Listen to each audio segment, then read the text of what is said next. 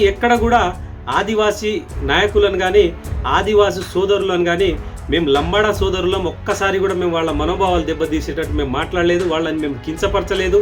మేము కేవలం మాట్లాడేది ఒక్కటే, రాజకీయ నాయకుల ముసుగులో ఇద్దరిని విడదీయాలని అన్నదమ్ముల బంధంతో ఇన్ని సంవత్సరాల నుంచి మెలుగుతున్న మనల్ని విడదీయాలని చూస్తున్నారని చెప్పేసి మాత్రమే మేము మాట్లాడుతూ ఉన్నాము.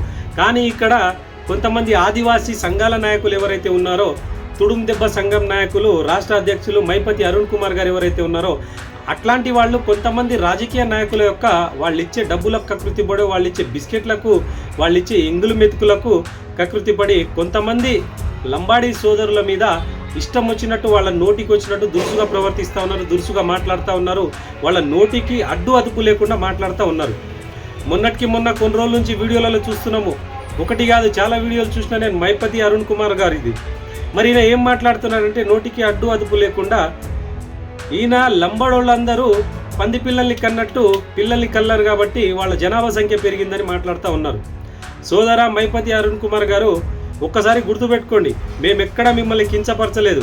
ఈరోజు ఒక రాజకీయ నాయకుడు ఇచ్చే డబ్బులకు ఆశపడి ఈరోజు లంబాడి జాతిలో అవమానపడేటట్టు, మా మనోభావాలు దెబ్బతీసేటట్టు మీరు మాట్లాడుతూ ఉన్నారు.